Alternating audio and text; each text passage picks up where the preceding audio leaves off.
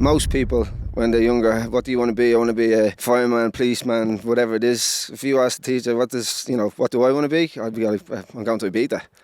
And I remember taking that camera into DC-10 with a guy, and I had the mic, never done it before, and was going around trying to interview people on the dance floor with the madness going on around. Like, what, you couldn't in the middle of Circle Loco, open and close in 2009. It was just bananas. Yeah, when we started, like I said, there was a PR. The way it worked was very different. Marty said something yesterday about the equilibrium of the island has changed now. Everyone had a fair share of power then. So whoever was the craziest with their marketing or whatever were winning. We would take every poster spot that you could have, we'd probably have double. So you were doing 3,000 posters a week, whereas now posters are still a thing, but it's very regimented. There's no one, like flyers, wristbands, so teams are working 4 days a week in advance of the party. We were everywhere. Welcome to Loud&Unfiltered podcast. We're here still in Ibiza at this amazing view, amazing villa. We're joined by Grego, our co-host again, and Eóin Smyth, who has been working in Ibiza for basically God knows how long. Too many years. Yeah. Do you know what? All these years I've known you. I mean, how did you end up here for the first time? I mean, I've got a vague memory of it, but.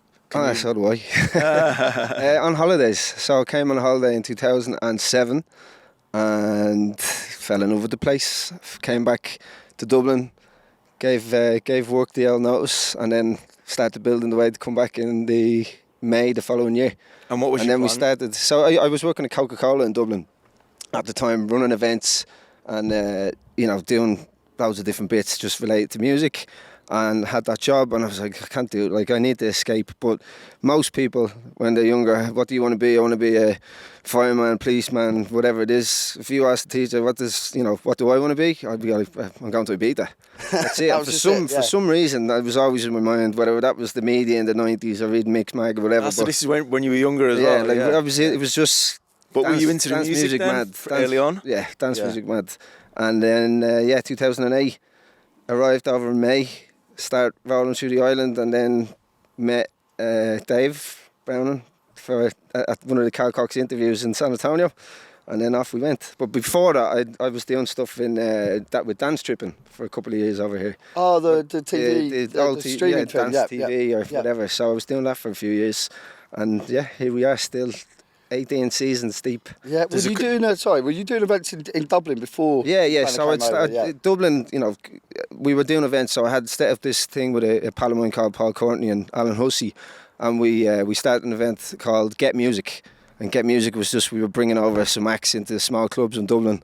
Brought over Marcus Shozzo, Oscar Khan, Gregor Tresher and Guy J, and that was like 2007 into 2008. Yep. And then I left Dublin on the night after we had the Gregor Tresher show, and that's the day I arrived in Ibiza. So I had a massive party in Dublin on the 24th of May 2008, remember it well. Then jumped in the car straight up to Belfast airport, flew to Ibiza, and then amazing. off we went. So were you working with Carl Cox from the first season you were here? First season, yeah. So just to go back a little bit, so I came over, but I had been speaking to Will Johnson from Dance Tripping, so had been following Dance Tripping and what they'd been doing over here, recording sets throughout all the clubs, and I just messaged, I'd love to help out, absolutely no plans, I just want to get stuck in. I was 19 I think at the time. Amazing, loads of energy. He goes, yeah, come and meet us at Privilege.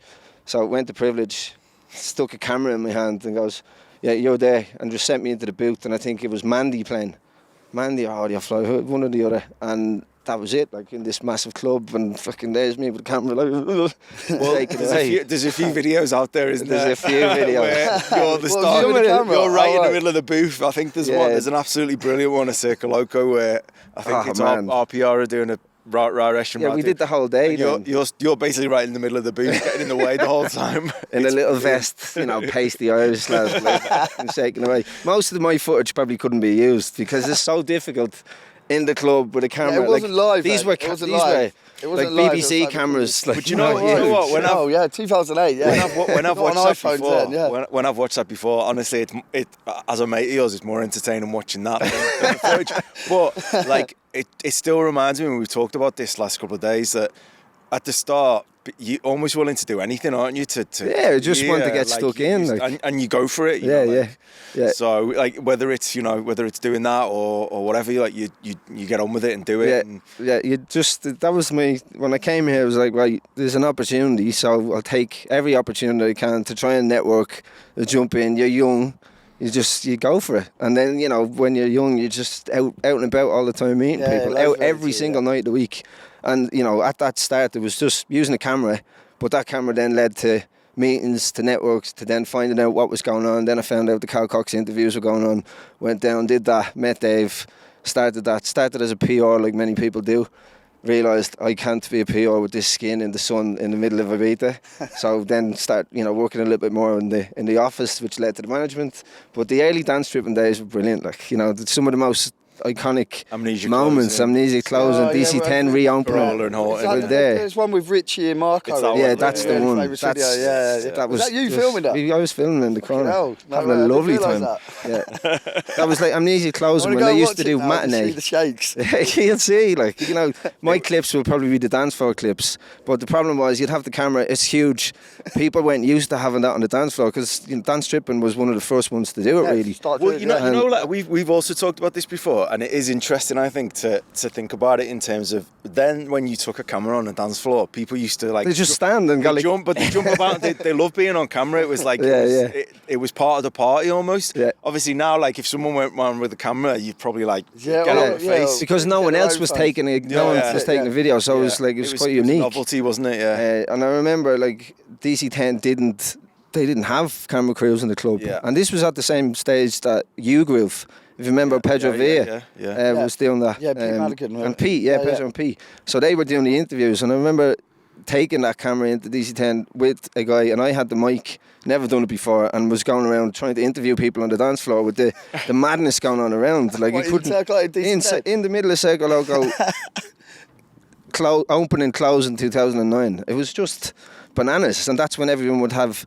You were playing Twister on the dance floor and everyone was going, there was a big dragon going around. It was just mental. The good old days. Yeah, the good days. Yeah, I mean, let's talk about Carl Cox. I mean, I'd say probably if you were to ask most people, that's where they know you from in Ibiza. It's probably the project you've been involved with longest and also most well-known worldwide, because of Carl and Space. Yeah. Paint the picture of what it was like when you started the event, because Carl started the residency in about 2001, I think. It's 2001, 2002 it started. Yeah, so they ran for 15 years. I think it had started on a Thursday, and then they changed it to the Tuesday. That's when I think Dave got involved, and they said it was only like 8 or 9 8 weeks. Yeah, it was very quick. Even shorter than most residencies are now, and that was the case when I started. We were only doing 8 weeks, and then we had 2 weeks with Spin Club at the end of the season with Chris Leving and Benny, and then when we started, like I said, there was a PR. The way it worked was very different. I heard Marty say something yesterday about the equilibrium of the island has changed now, but everyone had a fair share of power then, and whoever did the best or whoever was the craziest with their marketing or whatever were winning. So Carl Cox was good, Cocoon were fantastic, DC10 were killing it as well. You had Cream and whatever back then, so it was just exciting to be part of it. And the response for the acts that Carl had as a clubber, first and foremost, as we all are. Yeah, having the opportunity to work there was just ridiculous. Meeting your heroes, seeing those Digweed, Pacha, everyone was playing Coxie on Tuesdays. It wasn't the juggernaut as it was when we finished. When I started, there was probably 2,500 to 3,000 people in at the start.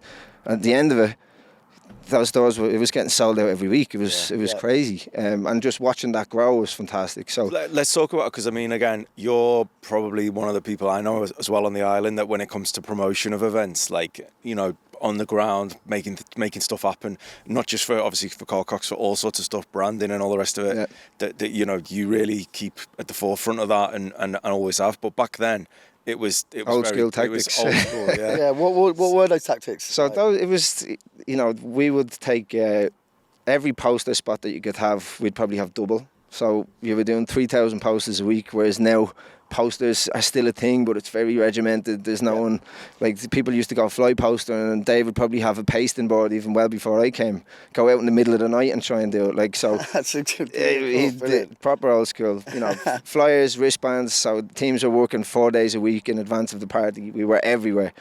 You'd go to every club, every after party, connected in the San Antonio, played in Pacha, you know, it was much more of a community feel then, because there was so many British workers, and that's a big difference in what we can see now. The British contingent is what made it. It was like almost like a rite of passage. You come here, you know, maybe you can get a chance as a PR, maybe you get a chance, you know, in a bar. It didn't matter. People weren't coming for money. They were coming to enjoy themselves. Just had the best time of their life, Impossible now. You can come to enjoy it, but I often think that when it comes to promoters, you can't get... promoters at heart are entrepreneurs. Like, there's a problem, we solve it, or there's an opportunity to do something, we'll do it. So even with Carl We're in the shit, we need to get out of this somehow. We'll come up with some mad idea. With Carl We've got to sell this many tickets in 4 hours. Well, with Carl Cox then, once you've managed to get people through all of those methods, then you had stuff like the boat parties, people in early on cheap tickets. It was, there's pre-parties, there was, we do the radio, so there was 2 shows on the radio every week. So, you know, Carl might do Sonica, then he might do Global, then another act would go there. So there's the logistics of moving people around. There was the pre-parties in San Antonio, pre-parties in Tantra, the boat parties. The boats, though, were like, at one point you were getting... 3 boats went out at one point. And they'd all have to be in the club by... go straight to the club after. Straight and to they'd the have club. to be in by 10 p.m. So the good thing was you do it, and obviously they did it on a package, so the ticket was cheaper, but they had to be in by 10 p.m. Yeah, you know, we give them a discount entry before coming in. Then you got 1,000 people in the club at 10 p.m. So the party was from 8 o'clock. We actually opened at 8. And the club was packed from 8 o'clock, so the Sunset Terrace was packed. And then those who've been drinking on a boat all day are leaving at 11. You're like, you've not even seen the main event yet. Off they go. Get the next lot in. Yeah, next crew come in. And that just built and built. And then over the years, you know, there was after parties that we did after certain events. We were running buses, like, and there was a bus came to us that had a DJ on the bus, so that bus was going back and forth from San Antonio. When, you know, the police would kind of come crack down on marketing and street marketing. So they did work cracking down. It's always been a grey area. Yeah. Like, of course. Explain that, because people... No comment. No, it's a grey area. You know, we don't want to be... Flyers are gone, thankfully. Like, it worked because there was nothing else to do, but you use wristbands. Those wristbands are what would go on someone's wrist. Obviously, you don't want to... We'd try and get the best quality ones that would stay. So people using paper wristbands, they'd be disappeared after a pool. You might give them on 4 days in advance, and then by the day of the party it's looking ragged. So start doing better and better. And the police, they just don't want things on the ground. The shops don't want to see anything there. So Ibiza's been trying to clean up for a long time. And it's, you know, you come here, you see posters everywhere. That's part of it. But when it gets too much and there's stuff strewn across the ground, they needed to change something. Yeah, it's a beautiful island. Exactly, and we want to keep it like that. So, you know, we started getting a little bit different with our tactics, and one of the ideas we did that really worked was we went to the Rastro, like San Jordi Market, and just bought hundreds of old books, got a stamp, put the stamp on the book that said the final chapter, whatever season that it was, had the PRs going around with books. They would just have a book in their hand. Every time they'd speak to someone, they'd rip the page out of the book, hand it to them with the stamp. They'd bring the ripped page to the club, and that was their discount entry to stop. I don't remember that one. We did that for a couple of years. Brilliant. We also did it for Sundays. That's brilliant. Space on Sundays, we did the same thing, but with SOS. So SOS, Space on Sundays, stamped the books. Often they went all around the island, and, you know, the amount of pages that were coming in, like, you know, what the fuck is this thing? But it was just different for the, you know, the tourists as well. They're like, what is this? So it kind of makes it a little bit more exciting, doesn't it? Yeah. You know, so, you know, you're always trying to get creative in how you approach people and what we can do. And, like, as the years have got on, we're all on our phones. Like, even someone trying to approach is very different. If you're on the street somewhere other city, you're like, oh, hang on a second. In Ibiza, that's the thing. You know, you need to be aggressive. You need to be in people's faces, but in a calm, cool, collective approach. Yeah, definitely. Did you think like social media's probably did change a lot of that? Yeah, more aggressive tactics and things like that. But like, is there new ways that you're using now? Yeah. And so obviously, socials is the number one. We can see it's the easiest way to get to people when they're in the UK. Before you'd use, you know, old media, press, radio, whatever. So we started introducing some new tech. We use an NFC card. So we have our guys go around, they have almost like an accreditation lanyard. It's called AAA. So access all areas. That will be linked up to like a ticketing system or a guest list system. So if you see any of our guys, whether they're going to be dressed in a Resistance outfit, or Carl Cox outfit, or a Defected or whatever, they'll tap your phone. The phone opens up a link on someone's on the phone, and you put your details in, and then that's where you get your ticket, or you go to a guest list. Done and dusted, right. We so send it to wristbands or anything. We don't use wristbands anymore. Because something like that, it's actually the concept of it isn't new, is it? It's like it's been there. It's a guest list, isn't it? It's always been done. But the difference was when someone someone used to do that walking down a beach. So you're a group of lads, and someone says, "I'll put you on a guest list for tonight." You really don't know if they've done that or not. Yeah, exactly. And you're like, well, are we going to get there? Whereas if you've got that email app ticket or whatever you get, it just engages them a bit more, I guess. So. Yeah. And I suppose you get the details as well. That's the biggest thing. So think of all the thousands of people that we've spoken to in the early years, and we don't have the data. Yeah, oh great, we got your name, you've bought a ticket, but we're not. That data was for the ticketing companies. Now the promoter can get that. Yeah. Like they do anyway when they're doing their own, but when it comes to street promotion, it was just hand to hand. So now it's like professionalised, there's mechanisms to do it. We get much more data. We can also see where people are. So if someone's working in San Antonio or in Playa d'Ambossa and it's busy there, but it's not busy somewhere else, we can see through the system so you can move everyone around the island. Right, so, amazing. And that's then based on, like per day, per week. Type thing. Man. Do you still find people, because obviously as well, people always like, getting a discount or getting a reduction, or, it used to be with a flyer, you got €5 off, €10 or off the door, even if it was the same price as a ticket, it was just the idea. Is that still a big thing for people? I think everybody wants a discount. Paying full price. We're moving more towards like online sales and things. We've started to see events selling out in advance in Ibiza, which hadn't happened in a long time. So we can see that the model's just gone to the same way the rest of Europe is, which is a good thing. It means that some of the old island tactics don't work, but that's normally for the big brands who can afford the big budgets to spend on marketing. There's still plenty that don't and have to do things the old school way. Yeah, be creative. Yeah. Well, leading into that, do you feel like, because it always used to be the way that Ibiza was a gateway, really, wasn't it, for people into music? If you, especially a lot of brands take Cream, even Carl Cox, that might have been that person's first contact with electronic music, and then then they'd come back, and by the time they were coming back the second or third time, they'd know which part they wanted to go to. Yeah. But initially, it was they just got sold by someone like you or me on the street. This is going to be good. Do you want to go? Do you think it's less like that now? If people know in advance more? I think. Every so often I go out and I take a look on who the guys are speaking to and what the customer base is, and there's still loads of people that don't know what a beat is. They might be seeing things at home and they hear about the big acts because their friend went there. But they come here, Also, those acts are pop stars. They're pop stars, aren't they? So very different now. Yeah, those big ones. And like what may have been different for us is we were going because we knew the music we were going for. So, and we would go to Circle Loco and we'd go to Cocoon and we'd go to Coxie on a Tuesday with kind of similar styles of music. Whereas now you'll see someone go to David Guetta, then they'll go to Solid Grooves, and then they'll go to Meet the Gami or something, just varying styles of music. So they don't really have, when they come here, they don't really have a full understanding, and then hopefully they find that when they're here, and then they go off and they find their place. Just sort of touching out the type of people that are coming here, like, have you noticed a change in the type of audience that's here in Ibiza now? Is it still young British kids, or is it? There's a lot of young British kids coming. Who are you guys selling to on the street? Yeah, still young British. It's like different areas have become much more multinational. So San Antonio was traditionally British. It still is. There's loads of Irish in, like there always was. Probably more prevalent now because we're European. And but there's Germans, there's French, there's Italians down there, and it's changing. We can see that there's maybe more families coming over. There's a lot more Americans here, Canadians. Yeah. You have all this data as well, don't you? Huh? You have all this data as well. We do have all the data. Yeah. Which before you just go, they're a group of Germans. Yeah, exactly. So we can see that, and we can explain to events and whoever we work with how to utilise that to the best. Yeah, and then you can you can use that on socials and to your marketing, your targeted ads and things like that as well. So, yeah, for 100%, it's changed, but there's still party people coming. Yeah. There is still no other island like this.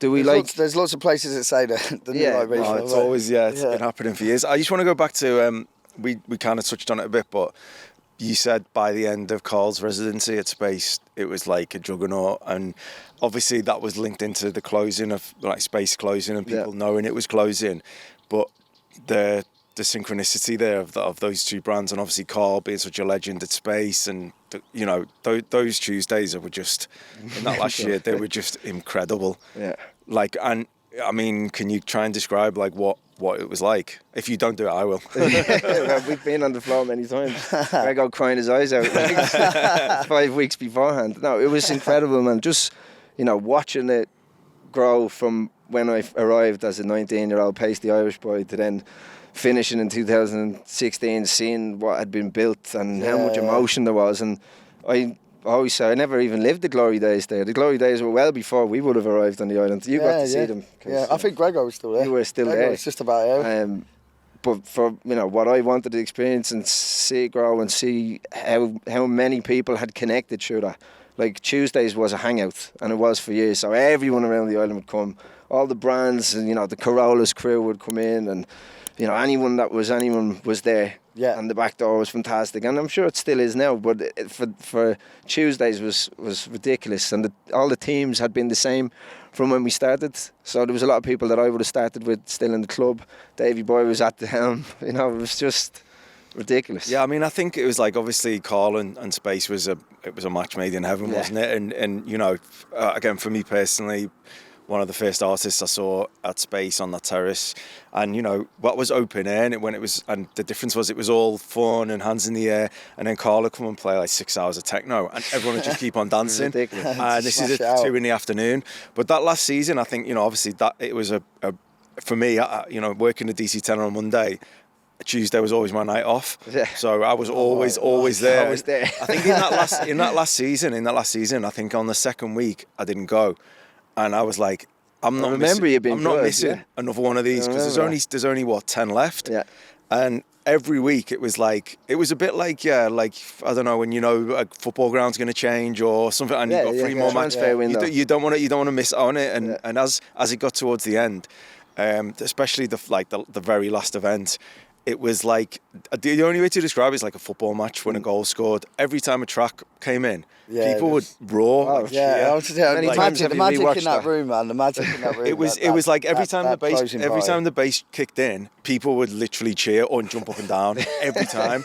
And the energy, it just shows like when you have the moment right. And you get it now and again. A good example is when Michael Beebe did his return to DC10. Like the energy there, you can really feel it. And Pepe always used to talk about when people leave the club, the energy, still feel the energy behind, and it's stuff like that. You know exactly what he means. When I remember Dave was talking about this, because it got so busy so quickly, you had to open the room early. You remember, the main room early, and Carl wasn't there because he was going to play all night. And there was a moment when just before the doors opened, he came. Stepped up, put the record on, doors flew open, and people ran straight to the front. It was like he delivered a masterclass every week, and that the closing, like he just did vinyl, all night long. I remember he was going through Dave's vinyl in the villa before, and Dave was throwing him tunes, and he was using his own, and seeing him there, he was grafting. When you'd see Carl and you stand behind, he's just grafting. And the crowd just go absolute bonkers. Because obviously Space closing was again iconic, but that one was like for the heads, wasn't it? Because it was just Carl's. It was amazing. Yeah. So everyone knew each other. People flown in for, and then they came back again 2 weeks later, or whatever it was. Yeah, they were good times. How many times did you rewatch that YouTube video? I've seen. How many times you cried to it as well? I definitely shed a tear then. Yeah, just every so often you slap. It was amazing. No, I was going to say, so after that. I mean, obviously, you still have events that you promote, and Game Over is the brand under which you do them, or the company behind it. But now you work with lots of different events and clubs, helping with them with their promotion. Yep. How do you balance and manage that? Because obviously you're doing a professional service for them, but still you have to kind of represent that brand when you're doing it. So how do you manage that with the client when how do we be as diplomatic as possible? How do you keep? I think it's like. There's not many who do what we do on the island because we are a service provider for a lot of people. we've done events for years. So under the Game Over umbrella, we ran our own, which was One Night Stand and Wild Child, and I think it started with One Night Stand because we took One Night Stand, and the whole point of it was to move it around the clubs. So our first season of One Night Stand was we put it into Pacha, we put it into Amnesia, and we put it into DC10, which a brand hadn't really done that in a season. It was Carl playing in so it was Carl, One Night Stand with Carl in each of those clubs. And then we'd also done Heart that year, just at the start of the season, and then ended up continuing in DC10. And even just putting that together, where there's 3 brands pushing the same thing at that, trying to push an event out. Not everyone was happy about it, but it worked. And that season we had brought, it was the year before, we brought Resistance to Ibiza with In Privilege. We'd also been running pure Carl Cox and Privilege. We were doing stuff in Benny Musa. We then started doing stuff on Amnesia with Pyramid the following year. So from the start, we've always been doing things in different clubs, and just that experience alone, like we're back end, we're like the end to end operator for loads of people. So great, you have your brand in the UK or whatever. When you come to Ibiza, we all know things are very different. So just being able to plug and play in what we do, whether that's operations, ticketing, promotion, street promotion, we have that on the ground.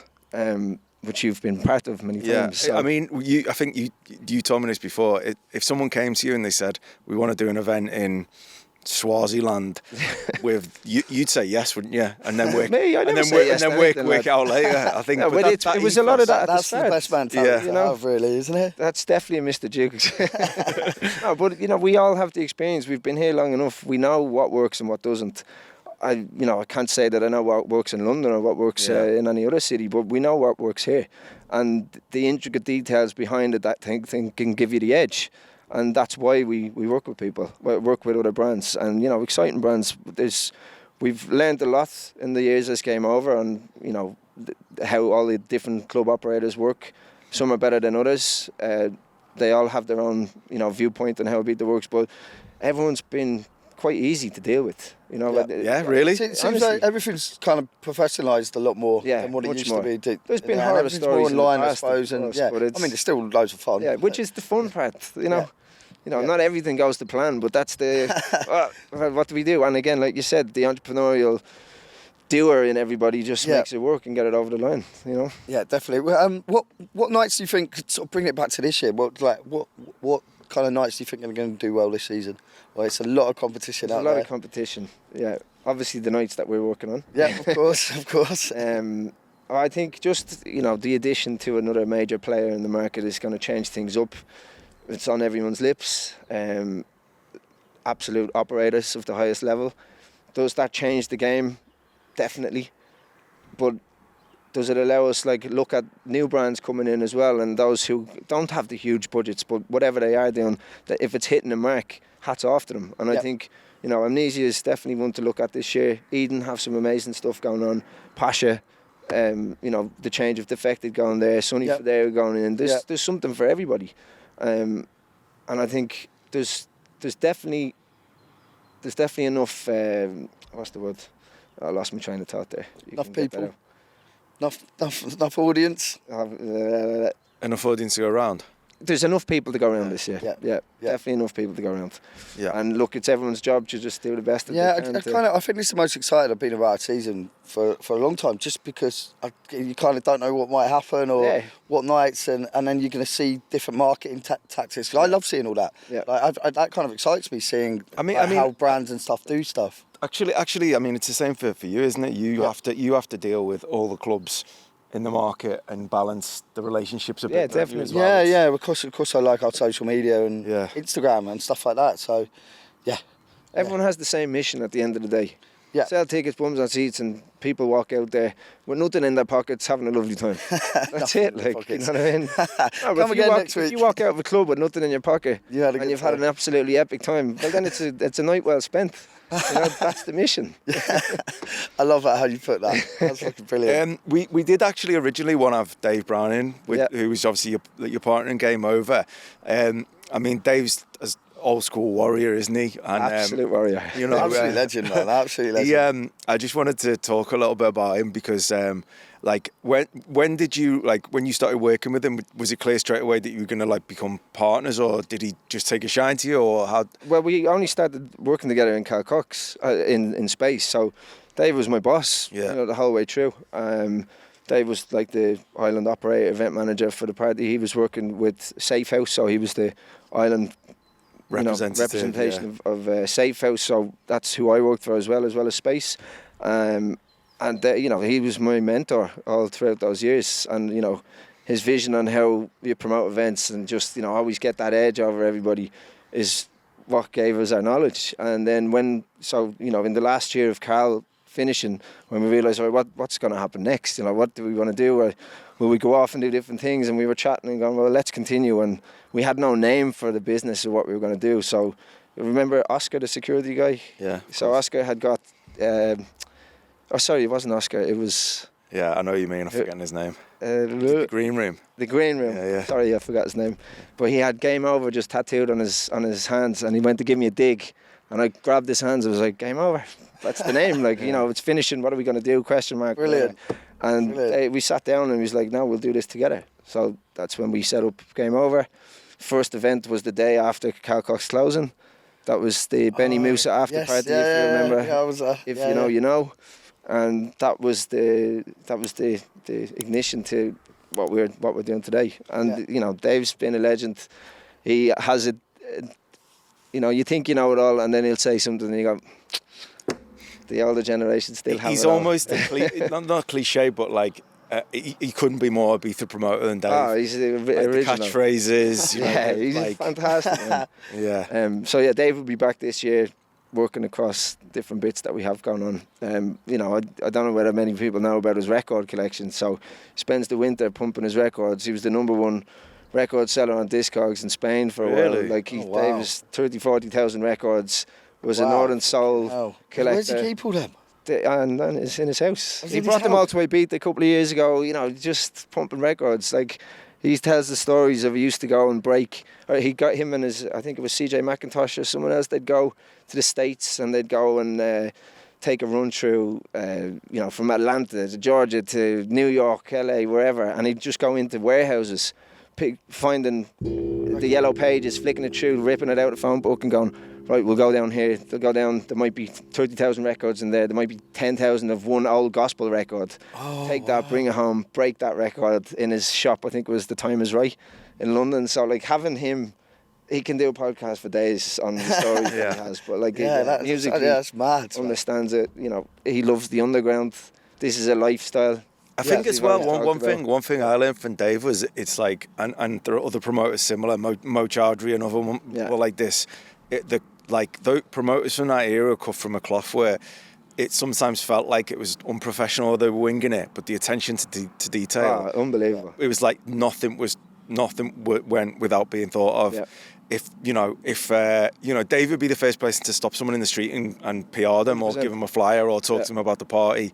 And do it with passion. Yeah. It wouldn't be just a case, well, that's not my job. No. If he gets Dave would always have posters in the back of the car. So if he saw that there was no posters up, he's not ringing the poster guy. He's doing it himself. Yeah, brilliant. And he's not been afraid to speak his mind either. He's had a few interesting run-ins down the years. Yeah. Most notably at IMS with Jan, I think. That was many years ago. Was that on your panel? Yeah, it was. Your panel, I think it was the year. Debate. It was the year You're when. Them up, well, I mean, I tried my best. Yeah, I think, it was when Space had closed, and obviously High was the first year of High, and it was. I mean, it was just funny to watch Dave and Jan. It's just two different eras, Exactly. Jan arrived in 2008, same as when we would, and Jan went in a different direction. Hats off to him. I do have to say something about that because Dave got a real round of applause when he made the comment about we said we are sweaty ravers, or we like raving in a sweaty warehouse or something like that, and everyone kind of clapped, yeah. Well, we have this is a party for sweaty ravers. Yeah, and then but then what everyone didn't know is, and Jan told me, is that Carl Cox had played in Saint-Tropez the night before. It's like real glitzy, like thing, and I was like, yeah, but that's Carl. You can put Carl into any solution, and he's gonna rock the house. Like, and that party alone. The reason for doing it in Privilege, of course, Privilege then, it was dilapidated, but that's what made it cool, because it was this dirty warehouse that we were trying to rave on. Yeah, that was one of the best. Carl wanted to run that type of rave, and that's what it was. You worked those parties as well. Yeah, the one in Privilege. Yeah, that was the best party I ever worked on with you guys. It was absolutely. So 14,000 people in there or something. Wasn't that many? What legal capacity? What about brands? Because I know you work a lot with brands. Yeah. Just to bring it back to that a little bit. How do you find they engage with the island on what sort of things are they doing, and what are they coming to you asking to do? Yeah, well, everyone's different. So, take Red Bull as an example. They're very much about the culture. And they don't want to have loads of branding places, so I think they work with Sven this year. We've worked with them at One Night Stand, and they're more interested in doing stuff for the community. So you might just have meetups, and obviously their product is the main thing. That's what they want, but they're very engaged with electronic music culture, as we know. Other brands might come and they're not a fit, so they're just trying to push a product. They just want to get positioning on billboards or whatever in a club, and we know that doesn't hit the mark either with clubbers. We're still. What kind of stuff are we talking about here? Like the products, or? Yeah, it could be a product. It's not naming brands, but it could be different brands that come in and they're just oh yeah, we want to feature this in a club. It doesn't match, Because Ibiza's always been a place that people for their products and brand. They want to be here. They want to be. Yeah, it makes it cool, doesn't it? Yeah, it kind of adds that. This is a launch pad. Yeah, if you're in Ibiza, it's a flagship to the world, and club brands see that as well. So, by having a couple of parties here means that you can grow internationally. Brands know that as well. We're working with a new ice cream brand this year that are really focused on electronic music. So they're going to be launching in June or July. Ice cream's in the club? Ice cream in the club, yeah. Ice lollies. Ice lollies. So a new vertical. Yeah. Won't say too much about it. It's not launched yet, but it's quite cool, and how that's going to come in and how it sits within our culture and how we're going to consume this. It's very, very, very new. But again, that will work on beach clubs. It'll also work in the club, the way that they're going to position. Do you get involved in the creative part of that as well? Creative part, they're normally done by the agencies, and then they come to us and we implement and execute. Yeah, okay, right. You must have, I know I have, we must have seen some real shit ideas Fucking hell. With stuff I can't even say on the camera that has come to us. Jesus. And, everyone's obviously sending product over to test it. Well, right, okay. Yeah. Similarly, when I worked at Ibiza Spotlight, because it was the biggest platform for Ibiza, we used to get people coming all the time with an idea. And, sometimes you just didn't have the heart to say, look, great, mate. This isn't going to work here. Especially if it's a technology-based thing, because since obviously social media platforms became popular, everyone thinks they've got the next one and stuff. And I guess you can break it somewhere, but in that sort of context, Ibiza's not really it's small fry, isn't it? So it's because it's seasonal as well. Yeah. Everyone's focused their attention, the bars, the beach clubs, whatever. Clubs focused on getting your talent and your tickets sold. Then obviously they get the operation and everything's rolling again. So the wheel never stops. Yeah. But it's seasonal to make the money. So the brands need to come in the winter, plan things. Most brands will come to the ones that don't really know. They come quite late. And the season's already started, and then they're trying to get into the venues and whatever. And you're like, well, let's a year's plan is ideal. One thing I wanted to ask you about that we haven't really touched on is, I know you mentioned Resistance, but what's fascinating for me about their involvement in Ibiza, which again shows the power of the island really, is that you had this massive brand ultra music festival with seemingly unlimited power coming to bring this amazing brand of all the production and everything else, and it wasn't easy for them. They should have had everything to make that a success, but it just again shows, especially in terms of being able to get the talent, the first couple of years was really difficult for them, wasn't it? Yeah. Look, they're an absolute powerhouse. And the guys who behind it are fantastic, some of the best operators in the world. But it's difficult. And, we could see that those early years. Privilege was a different beast. It was a big room to fill. But the guys are consistent. And, continuously every year they got better lineups. And 2019, I think, was the last one we did pre-COVID, and it was rocking. Mega, And then the plan was to obviously continue that before COVID came and wiped us all out. I think it just shows, like as I said, some people presume, and I get this a lot of the time, people who work in other parts of the world or work in media or whatever, they think they have a relationship with someone that's, I know them, we can sort this out. When Ibiza's involved as a factor there, it really changes things. And I think that first couple of years, I wouldn't say they presumed they could just get the talent they wanted, but they hadn't factored in, I don't think, just how difficult it is to get. Jamie and Solomon and Marco Carolla, who they're booking everyone. Everyone, so I think that's the case with exclusivities and many brands. Everybody wants a slice of the action, or at least they did before.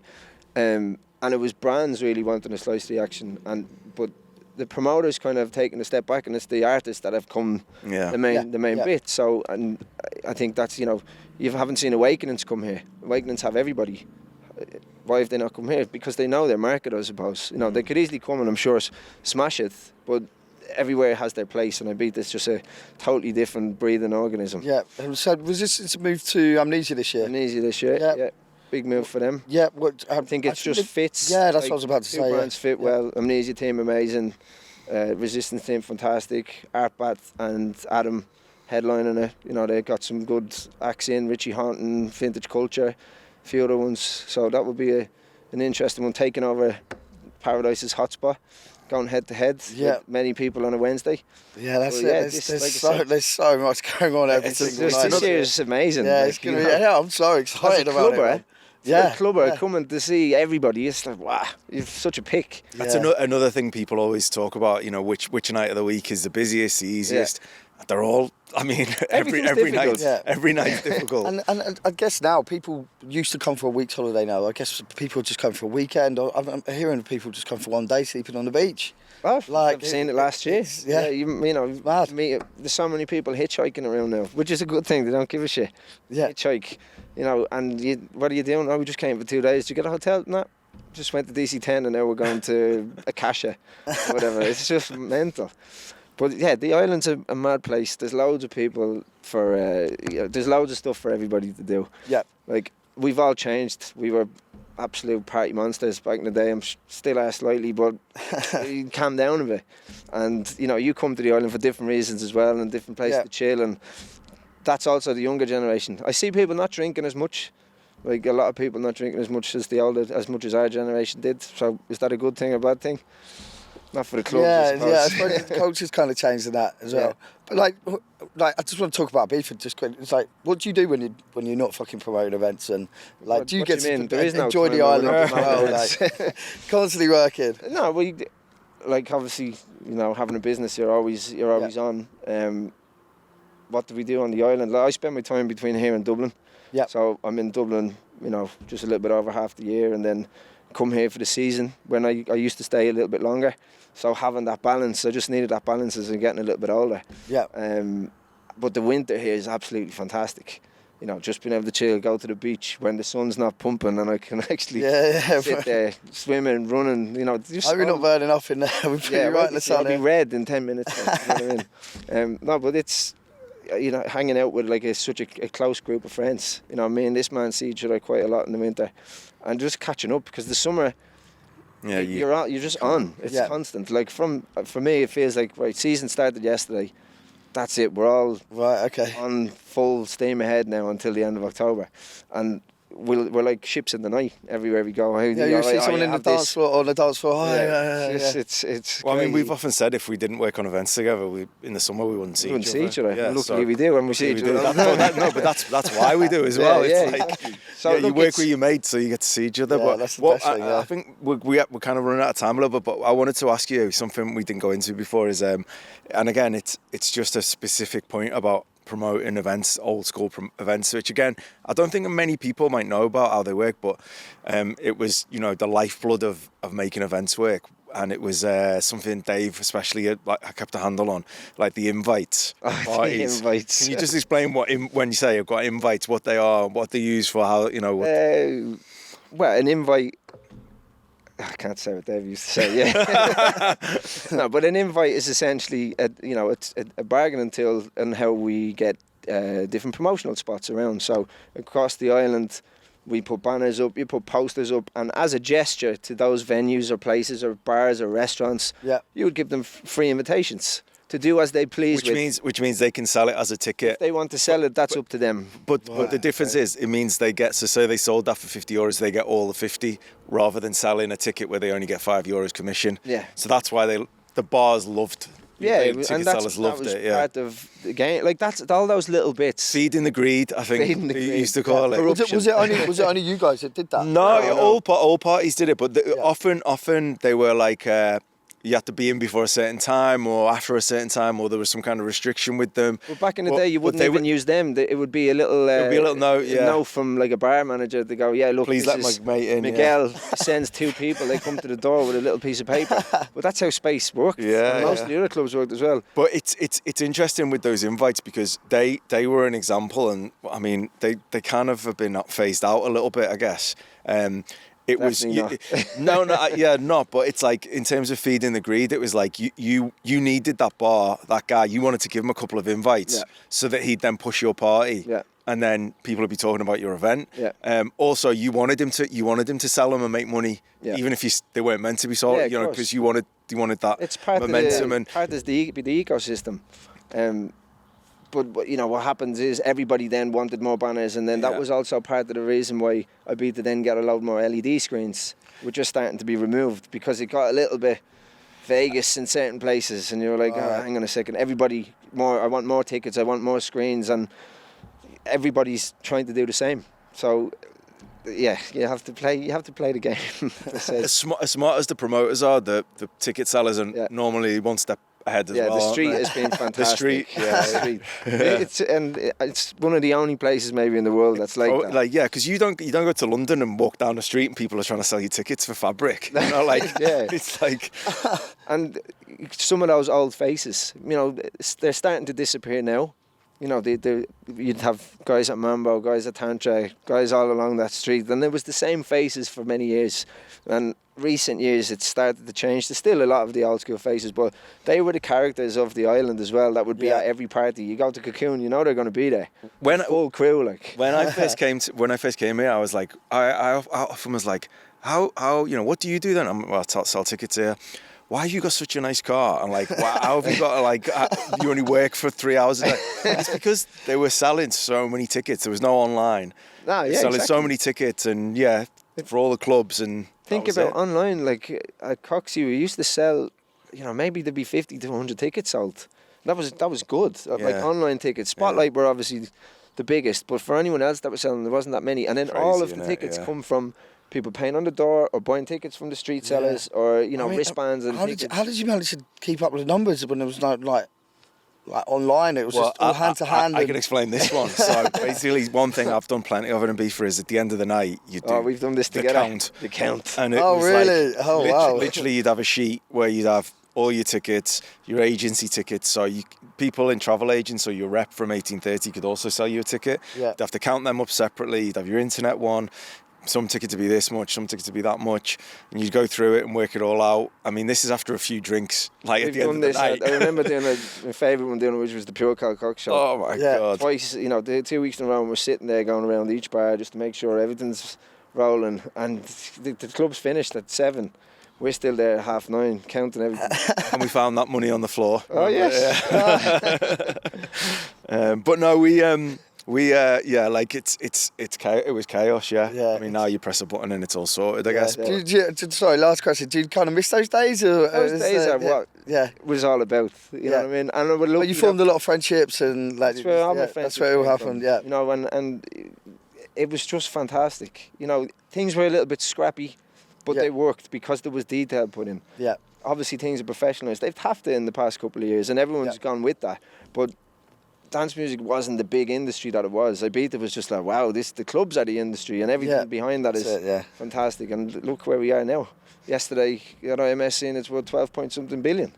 Like, well, I'll just said the industry. I saw that. I think, but I think it's interesting as well that as Alex has said, those days are like that. But I still think this, you know, it's fascinating. If someone had an event back in Swaziland tomorrow for 5,000 people, and they put you in, or me or whatever, said, right, you go and run that event.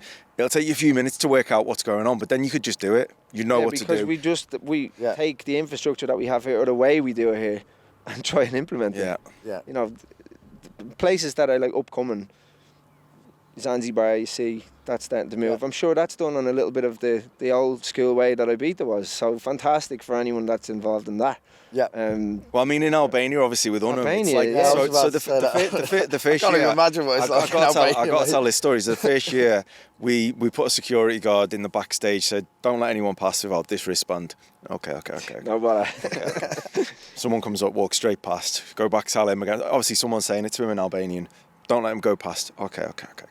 Next person comes, you go past. And then, so we went and said to him, look, without this, it took 5 or 6 times. And he says, no, but he said he works over there. No, but he said he...